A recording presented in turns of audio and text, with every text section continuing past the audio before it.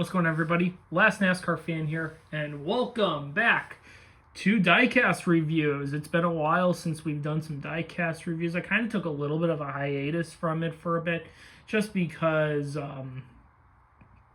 basically just being back, just being out of college and everything. Job searching is very difficult. And I keep growing my collection, and people want to keep seeing diecast reviews on certain cars that have never had diecast reviews done before. And I figured, let's take a look at one of my favorite years in NASCAR of all time, both body type wise, as well as driver team wise, as well as just good out racing. And it was basically, this year was the transition year of the Gen 4 as well as the Gen 5, the next gen car of tomorrow. And that season is none other than the 2007 NASCAR Next Level Cup Series season. So you're going to be seeing a lot of 2007 diecast reviews coming up. I kind of almost said customs. There will be some customs. Actually, there's going to be like 4 customs. 5, actually. I miscounted. 5 out of the 6 videos. But you're going to like all of these if you really love the 2007 NASCAR Next Level Cup season. We're going to be looking at a former driver, now a past driver, unfortunately, and one of my all-time favorite drivers that I watched growing up as a kid. And his 2007 season was very wonky, to say nonetheless.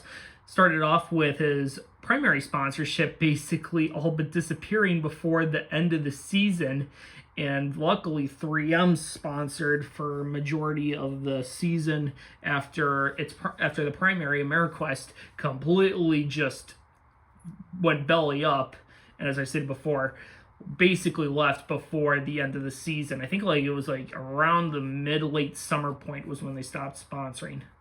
But we're going to be looking at a very interesting custom of Greg Biffle's 2007 Ameriquest Ford Fusion for Roush. Should be Roush Fenway Racing, actually, now. Yeah, so this is actually the first year that Fenway actually became a partner for the Roush Racing Corporation. So they ended up changing from Roush Racing to Roush Fenway Racing for the 2007 season. But yes, this version is a custom done by, I think it was Watkins Customs. He did a couple Biffle customs for me a few years ago, and I would love to do more work with him. He does a very fantastic job in the community with his custom builds. And unfortunately, this scheme only ran once pretty much, and I'm going to get into a little bit why this scheme ran once, but this scheme basically ran on the COT version only once at the Spring Phoenix race.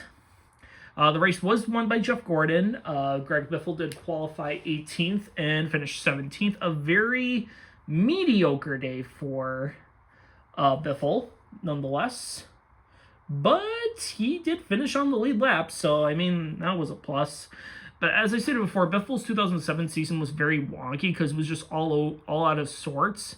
And then he finally got a win at Kansas, even though that's one of the most controversial victories of all time because of the whole light situation of Biffle running out of fuel, not maintaining pace, etc., etc. He won the race. NASCAR wanted to go home.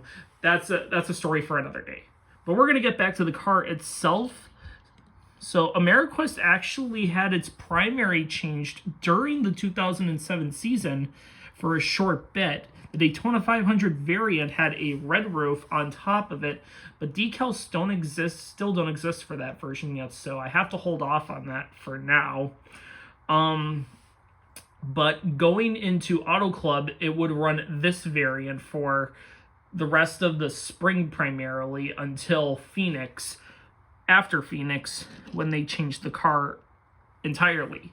So how I'm explaining this is they changed the number font color to like a yellow or whatever. Yeah, they changed it to like yellow for Darlington. And decals do exist for it, but they're not as accurate. So I'm holding off on those builds for the meantime.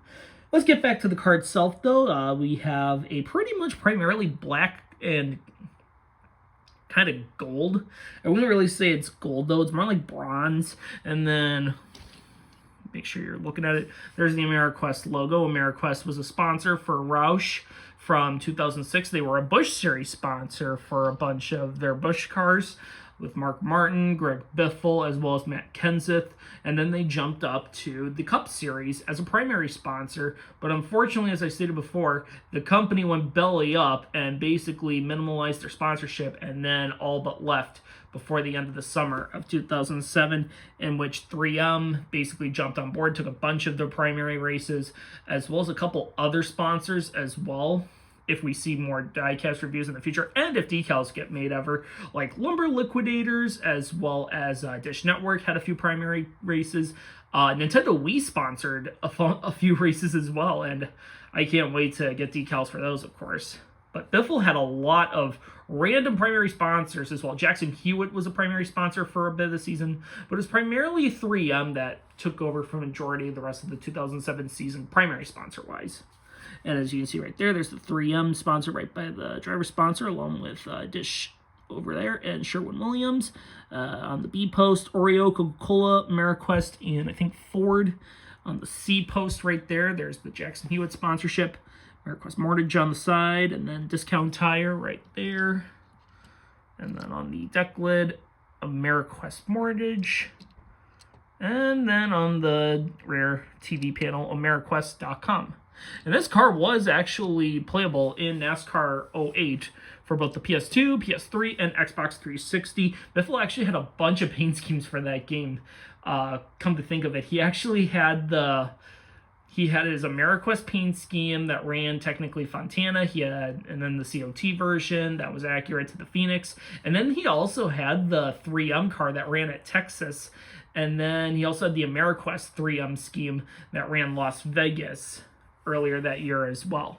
So kind of interesting how Biffle had a whole jump of primary sponsors jump all around for the entire 2007 season before 3M basically became the primary sponsor for basically the next freaking 6 years pretty much.